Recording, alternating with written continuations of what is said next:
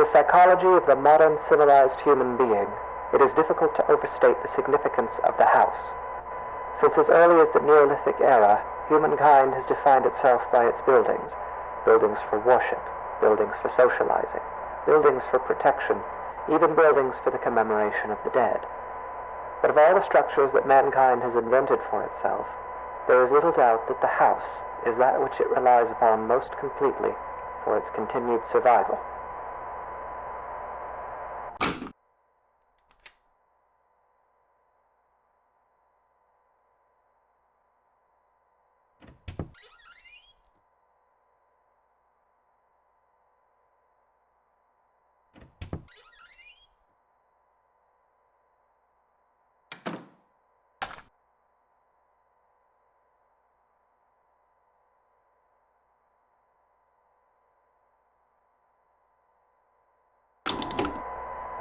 The house is one of the key elements that separates modern humanity from its more primitive antecedents.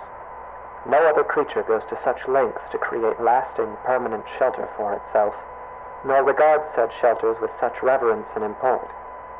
Why do human beings of our modern age foster this tremendous sympathy toward their homes? There are many reasons, of course, but perhaps it is due in some small part to seeing them as a reflection of ourselves.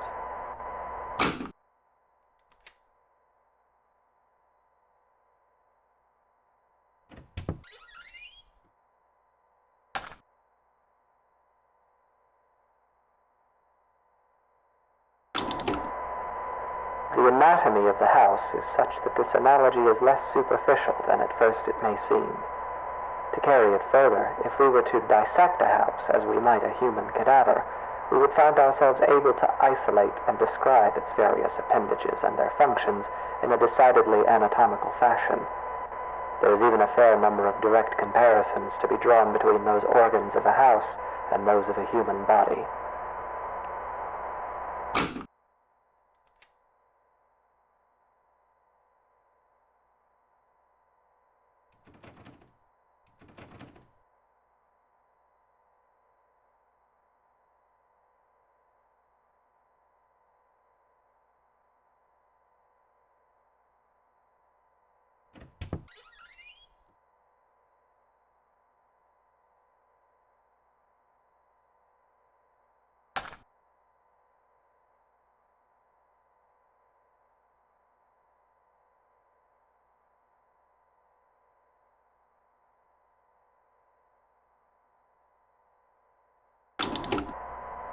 For example, let us examine the living room.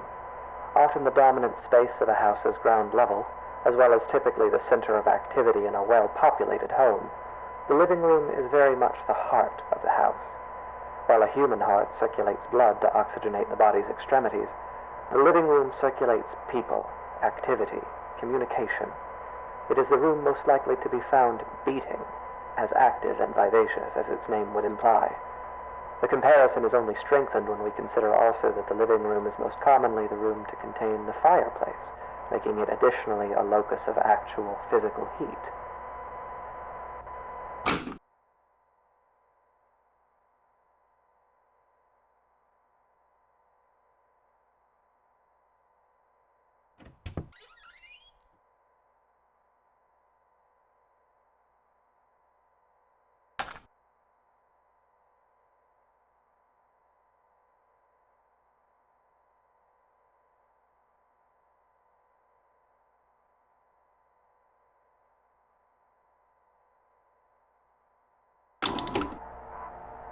It is easy to think of the kitchen and dining room as the stomach or digestive system of a house, though this comparison is tenuous.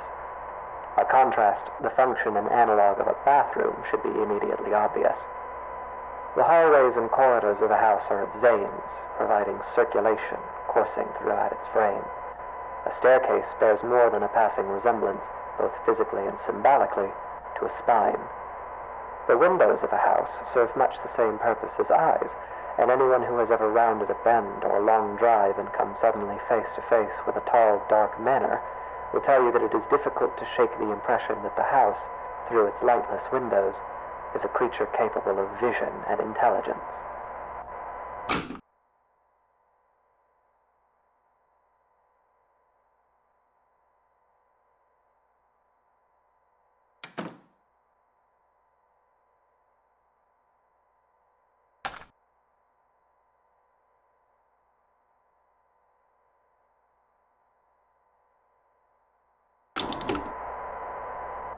The bedroom is perhaps the room that most eludes direct comparison in this fashion. At a stretch, and allowing for a bit of poetic sympathy, it might be said that the bedroom is not unlike the human mind, or those parts of it which dictate thought and imagination. In the bedroom, dreams are dreamt, passions are ignited, epiphanies are experienced in cold sweat at early hours. In the bedroom is where people invariably spend the majority of their time, though comparatively little of it whilst conscious.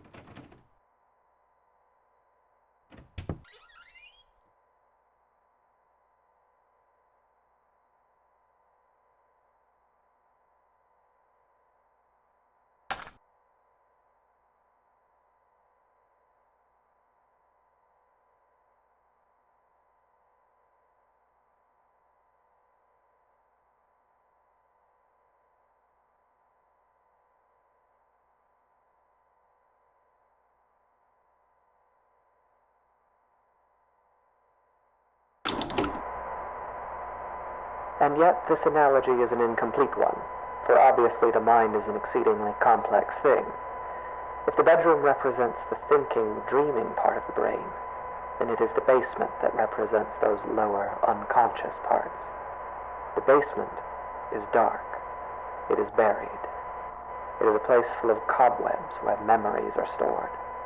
A poignant comparison, truly. Often the unnerving uncertainty that comes with considering the deeper aspects of the human psyche is not unlike gazing down at the swimming blackness pooled at the bottom of a basement stairwell. It is a place we spend our childhoods filling with monsters that will lay for years in patient silence. It is a place that, barring some specific errand, we seldom ever want to go.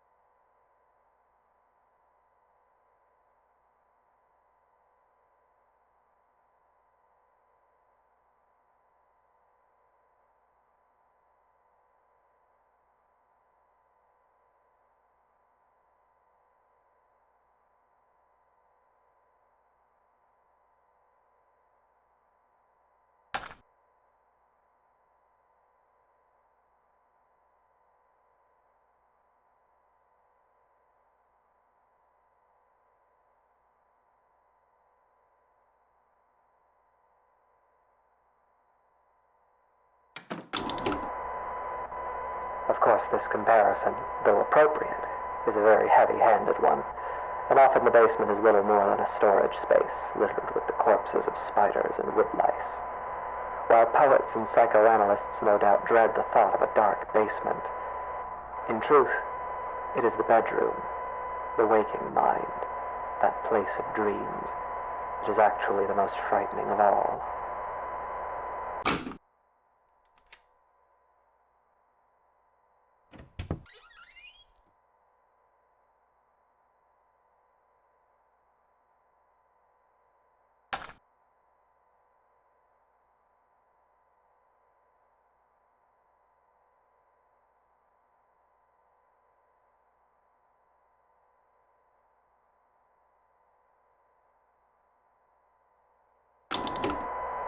It is here, in the bedroom, that we are at our most vulnerable.